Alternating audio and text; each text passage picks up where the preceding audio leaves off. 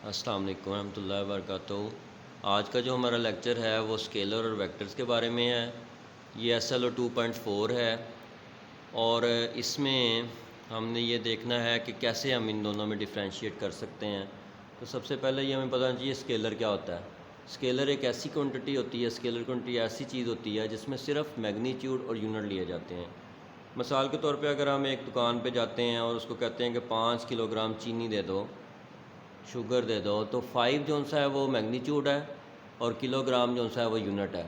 अब उसने ये नहीं कहा कि 5 किलोग्राम चीनी के साथ कोई डायरेक्शन लगा दे, बल्कि उसने सिर्फ ये कहा है कि 5 किलोग्राम चीनी दे दो, तो ये एक स्केलर क्वांटिटी बन गई। लेकिन अगर हम ये कह देते हैं कि और वेक्टर क्वांटिटी जो सी होती है वो ये होती है कि उसको आप मैग्नीट्यूड यूनिट के साथ साथ डायरेक्शन भी बताएंगे, यानी कि अगर डायरेक्शन नहीं है तो वो वेक्टर क्वांटिटी नहीं बन सकती।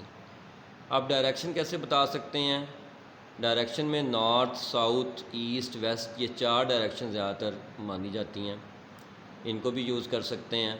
तो हम ऐसे कह सकते हैं कि 5 न्यूटन की फ़ोर्स जो है वो नॉर्थ की तरफ लग रही है, तो नॉर्थ का जब लफ्ज़ आ जाएगा तो ये डायरेक्शन शो होगी, इसका मतलब ये वेक्टर क्वांटिटी बन गई। अब ये एक पिक्चर शो हो रही है। इस पिक्चर में हमने A पॉइंट से B पॉइंट पे जाना है। तो अब बहुत सारे रास्ते बनते हैं जहाँ यहाँ पे जाने के लिए।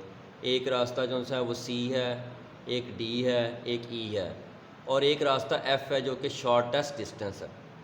तो जो C, D और E पॉइंट है, अगर देखा जाए तो इसकी कोई डायरेक्शन नहीं है, लेकिन जो सा F पॉइंट है इसकी डायरेक्शन है कि A से B की तरफ जा रहा है, तो डायरेक्शन के लिए तीर का निशान शो किया हुआ है। तो स्केलर वेक्टर जो सा होता है उसके लिए कोई भी निशान लगाने की ज़रूरत नहीं होती।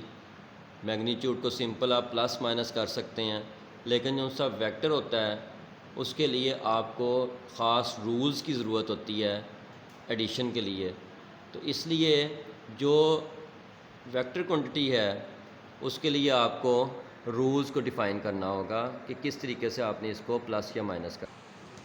तो जो वेक्टर क्वांटिटी होती है इसको रिप्रेजेंट करने के लिए हम ज़रा डिफरेंट मेथड यूज़ करते हैं।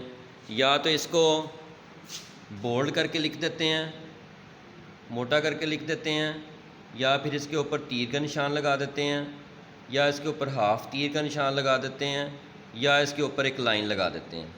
तो ये फोर्स के ऊपर मैंने रिप्रेजेंट किया है कि फ़ोर्स को या तो बोल्ड लेटर में लिख लें, या तीर का निशान लगा दें, या हाफ तीर का निशान लगा दें, या सिर्फ लाइन लगा दें, तो ये वेक्टर क्वांटिटी को रिप्रेजेंट कर देगा।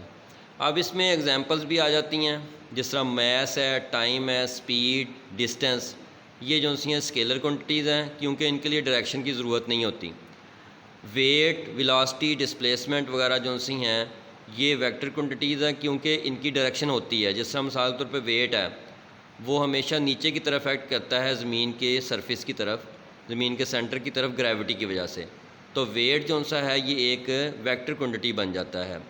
वेलोसिटी भी वेक्टर क्वांटिटी बन जाती है क्योंकि डिस्प्लेसमेंट ओवर टाइम होता है। डिस्प्लेसमेंट जो सा है उसकी डायरेक्शन होती है, जिस तरह से ये दरमियान में जो F लाइन लगाई हुई है ये असल में डिस्प्लेसमेंट है, तो ये एक वेक्टर क्वांटिटी है।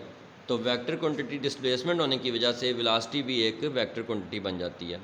तो इस तरह से हम स्केलर और वेक्टर जो से हैं इनको डिफ़ाइन कर सकते हैं कि स्केलर जो से होते हैं वो बग़ैर डायरेक्शन के होते हैं, सिर्फ मैग्नीट्यूड और यूनिट होता है उनमें, और जो सा वेक्टर होता है उसमें मैग्नीट्यूड, यूनिट और डायरेक्शन तीनों चीज़ें जो सी हैं वो ली जाती हैं, तो तब वो कंप्लीट होता है।